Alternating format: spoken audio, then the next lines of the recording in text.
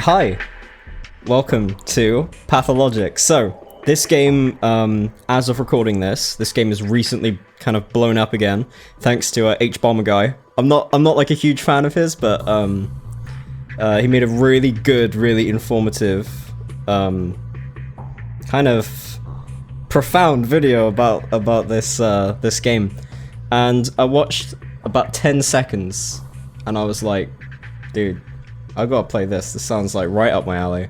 So I played it. I've beaten the first campaign. I've beaten the second campaign, and now we're doing the third. So, it's all about trickery to you?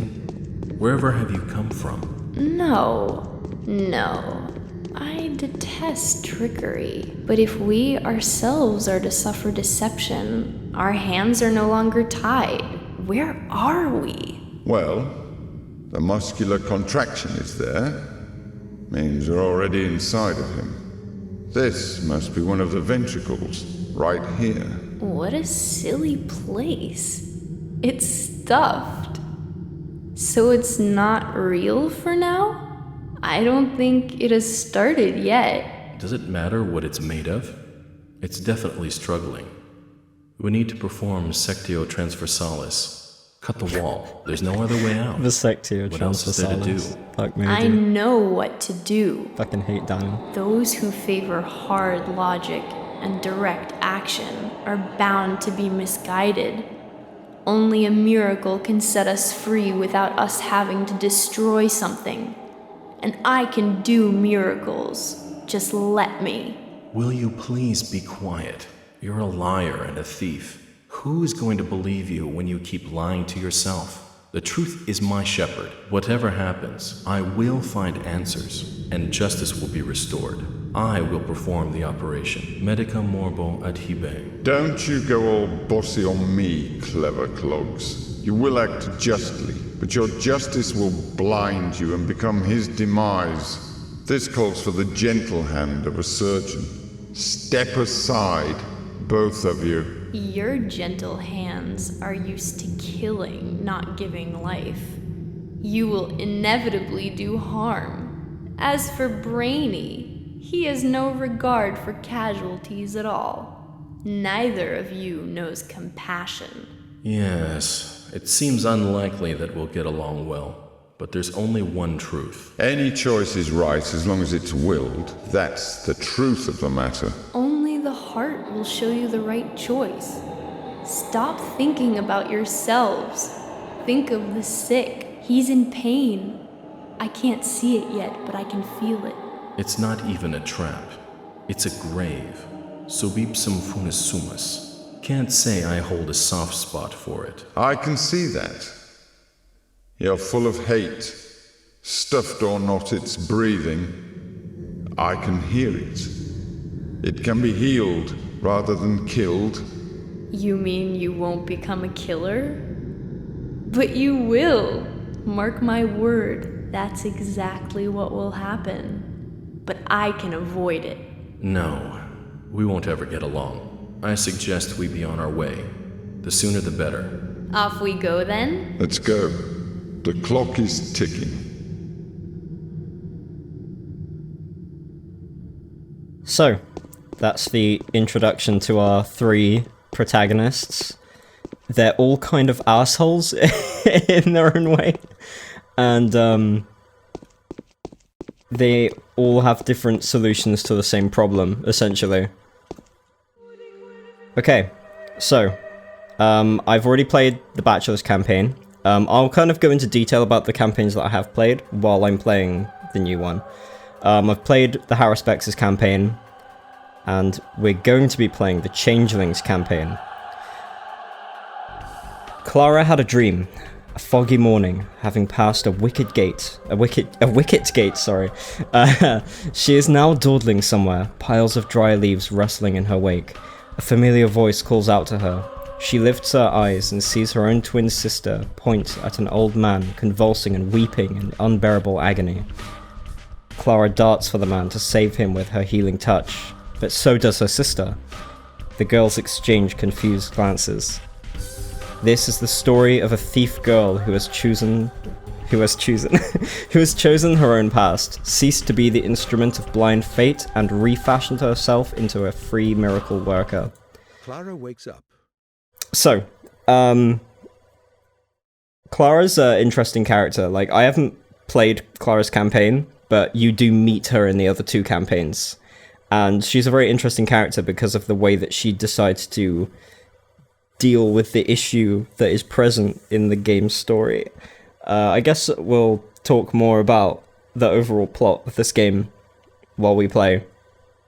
But she seems very interesting as a character. She loves her fellow beings. The girl is eager to do good deeds, even if that requires her to go through pain and hardships. Changeling wakes up at the edge of a pit in the ground. Sleep hasn't brought her comfort. Her back and legs ache as though she has walked many miles. Her hands are covered in mud. There are traces of dried blood on her bare knees. It's dark. The dawn is a few hours away.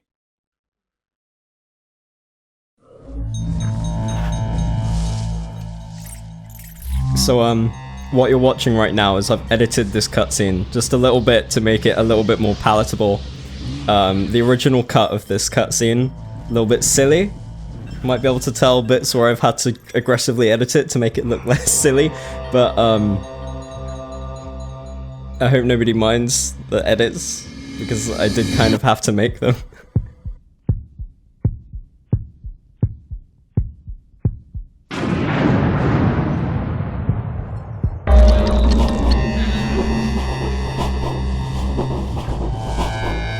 See abattoir in the back there.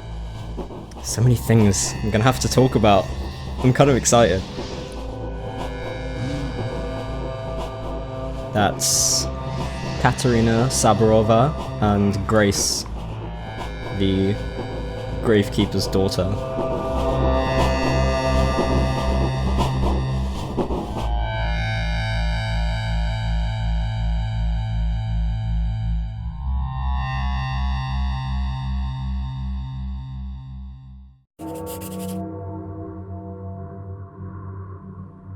Should I do Clara's voice? Because she does have a very distinctive voice in this translation. She sounds like aloof, like very cocky and sure of herself.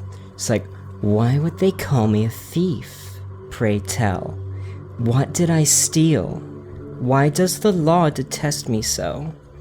The only thing I remember is that I am an outlaw and will forever be persecuted. Was I really that good a thief, I wonder? I have nothing of value, just myself and these rags I'm wearing. My crime is horrendous still. I am beyond redemption. Back in the day, every heart was open before me. Now, whatever door I approach slammed in my face. This is terrifying. Where should I run? With whom shall I seek shelter? Shall I find what I stole and give it back? Who will agree to take it off my hands? Who will answer my questions if not you? I love doing the ever since I first saw that intro, I've just been like enamored with Clara's voice actress. She's just so like blasé about the process of delivering lines. It's great. So this is tragedian. It's a tragedian. No, oh fuck me. How do you say it? Tragedian. Like an actor who acts in a tragedy, like a tragedy play, which is what this is. What's interesting is you might have noticed that. Shut up. You might have noticed that in the intro cutscene,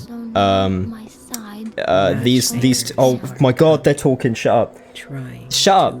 Oh my god, shut up. You might have noticed in the intro cutscene that these two were outside, and now they're inside. Oh, I should probably pause the game while I'm doing this because time passes in real time. Yeah, they were outside. So this is kind of like how the game works. Is when you, let me show you actually in the console. When you want to place an item in the world, you have to put it's RL, and then let's call it RL pav, right? Then what happens when you do that is that now a marker in the game's script has been placed in the place where I was just standing when I typed that in. And there are a bunch of those pre-baked into the map editor, and you place NPCs using like an XML script. And I believe you can see it here. Hang on.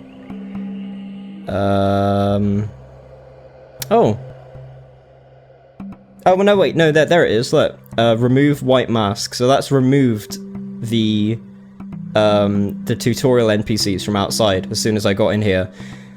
So it's interesting that the game is kind of executing all of these small XML script files as you're traveling between rooms and stuff like that. So these two NPCs would have to have been put into this room for this particular event or day using one of those RL marker scripts. It's kind of interesting, like how kind of janky the way the programming is in this game, but it's cool because you get to kind of carry it out yourself without the use of mods. Where did you come from, girl? Tell me your name. I'm Clara. That's who I am. I saw the lights and thought I may be welcome here. I'm cold. Yes, that is right.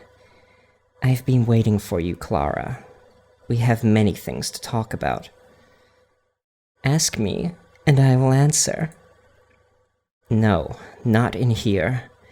Listen, you need to go to my house, report to my husband, the ruler, Alexander. He will take care of you, and I will be there later, when Grace and I are finished with our business. If I'm guessing who you are correctly, then we are all saved. Okay, this is going to be difficult. Because I can't, like, I've got a problem with reading. Look, I know that sounds, like, silly, because I'm not dyslexic, but I have a problem with reading fast. I can only read real slow.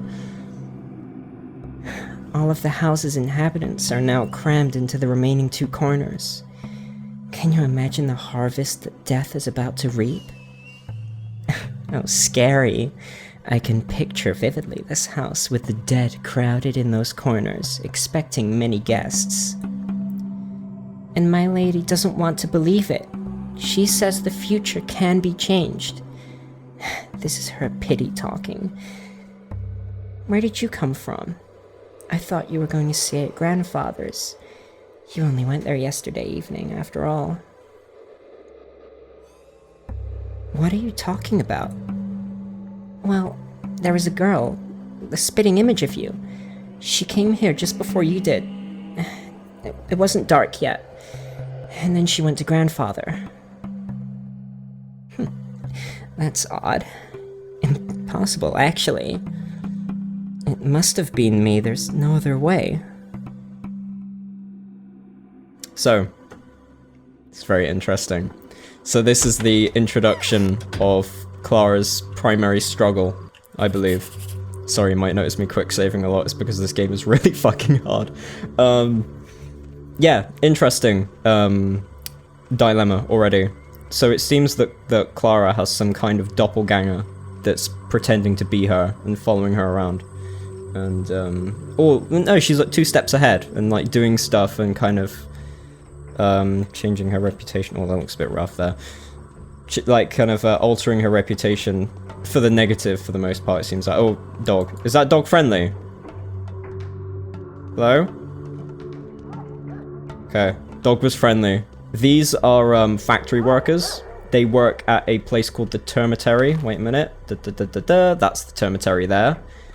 It's basically it's a residential block for people who work for the agricultural system in this town. So they this town has an agricultural kind of franchise called the Bull Project, where they will take aurochs and bulls from the perimeter of this town, the outskirts, and they will kill the bulls and like, you know, basic like butcher stuff. But for some reason it's called the Bull Project. just to give it like a fancy name. And yeah, there's like a residential block where they all live, and it's in that place there. That place next to it, the abattoir, is considered to be where the bulls are like nurtured and kept. Or they were, at least, until they mostly got killed off. I believe it was due to the previous plague. Oh man, I've got so much stuff to talk about. Like, this is Anna Angel's house. We're gonna meet her later, probably. She's a pain in the ass. These are drunks. They're cool. Oh yeah, always want to like root around in the trash, by the way. The trash has so much good stuff in it. So you can find like sharp objects which you can trade with children for a various number of commodities and valuables, including handgun ammo and food and painkillers that they're planning to give to their parents. So essentially most of the bartering in this game is done with like not money but items. I always thought My chest hurts. yeah, shut up. I always thought Alexander looked like Christopher Walken a little bit. You are standing before Alexander Sabarov, one of the rulers of this town. You must be Clara, I suppose. Yes, that's right. Have I done something to make you angry? My wife Katerina said you had been seen at the cemetery. The late caretaker's daughter claims you had crawled out of a fresh grave, the appearance of which could not be accounted for. Is this true? Yes, I awoke in an earthen pit. It didn't look like a grave, just a pit in the middle of a cemetery. That's not a crime, is it? Do you know that it's dangerous for you to even go out in the street? Are you aware that the powerful Kine family has put a bounty on your head? An envoy of theirs just left, and I promised them I'd help them catch the criminal by all means possible. The criminal? The head of one of the ruling families died last night. His murderer is said to be a woman similar to you in appearance. The description largely matches. The common folk, blinded by local superstitions, are blaming a mystical creature spawned by the earth under mysterious circumstances at night. Is there anything you have to say to that, Clara? So, the mysterious creature they're talking about is the Shabnak Adir, which is a folklore legend of this town, which describes a creature made out of clay and bone that was brought to life by shamanistic practices, like witchcraft, to kind of give it form and life. And it's usually, if I'm remembering my pathologic lore correctly, they are used to enact vengeance from other people. They're like golems, I think. I think they're like golems. They might not be. They might be like autonomous, but I guess we'll find out later. We might not, because this game's very fucking obscure with its lore. It wasn't me. Look into my eyes. Do you believe me? Don't know why, but for some reason I trust you. I get this strange feeling as though I've known you for a long time. That makes me suspicious, Clara. Pointing as it does to the fact that you control an otherworldly power of some kind. I am fully convinced that the prophecy was referring to you, but others will need better proof than that.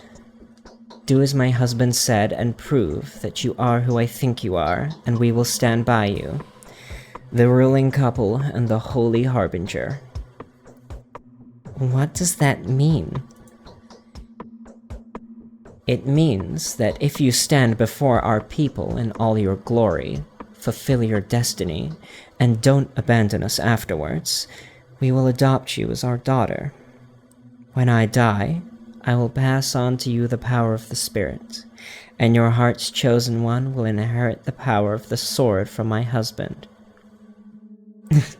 You're too kind to me. Now go to Alexander. Be brave no matter what he asks you. You have nothing to be afraid of, for I see that you are the true harbinger.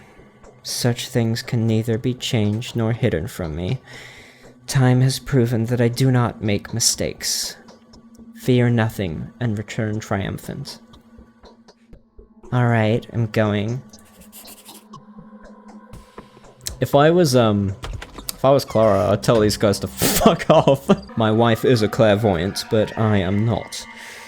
I need something to make sure that you are exactly who you claim to be. I'm going to give you a few tasks. Let your actions prove that your hands have power over people's lives, and your words over their minds. I'm ready. I have nothing to worry about. I have received reports of a fight at the station this morning. Several men were killed, several more maimed. I have dispatched 2 loyal men there. They will tell you where the dead and wounded have been carried off. See if anything can be done. But it could be dangerous. If you are truly the prophesied. Isn't it prophesized? Oh, whatever.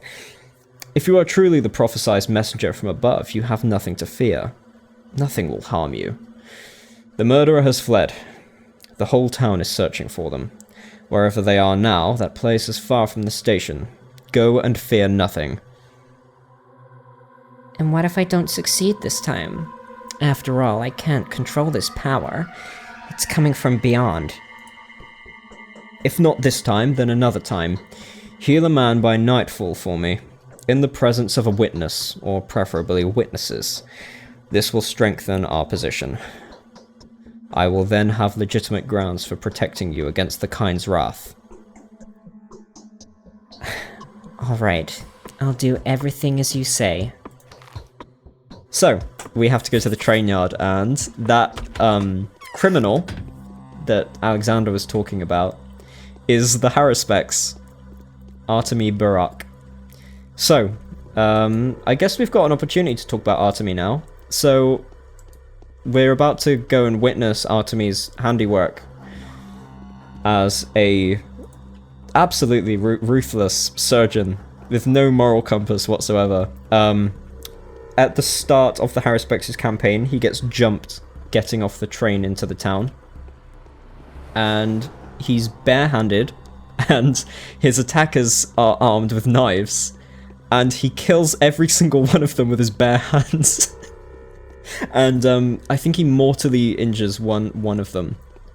Like within an inch of their life. So I guess that's who we're going to heal now. So this is the train station. I know it doesn't fucking look like it. It looks like a final boss room or an alien mothership, but I promise you, this is this is where the trains dock at night. Oh, bruh, that Alexander, dude. Okay, I've got a fight on my hands. Those are not good characters. Anybody with this character model, they're thugs. Alright, so now we're gonna get to see how terrible the combat is in this game. Alright. I'm gonna get to show off a little bit though, because I consider myself to be relatively good at the combat. I will take a few hits, but not as many as a lot of people do. Yeah, there we go. This is good though, because whenever you kill a thug, it puts your reputation up. I love the push. Go away. Go away. Okay, so I've got a gold bangle and another gold bangle. So you can give those to kids to trade for items, or you can sell those for money. And what are you doing here, girl? I've come here on Alexander's orders. Same as you, I guess? Yes, I'm a faithful man and a servant of the Sabarovs. There were 2 of us. Came to see about the dead and wounded, only to discover that robbers were already running rampant around here. And they attacked us and most likely killed my assistant. What sort of robbers were they? Warehouse dwellers, by the looks of it. Grief's minions. They plundered the dead and finished off the wounded. They spared no one. Although one dying man did manage to hide from them in the fuss, no one noticed him crawl away towards the cemetery. He must have crossed the marsh. I suppose they're angry as hell. Oh, Clara, you can't say that. Is this dog-headed midget also in Alexander's service? He's not with me. Wounded homeless boy. First I thought he was another survivor, but apparently he just wandered in, so I'm thinking maybe he's one of the rogue lot?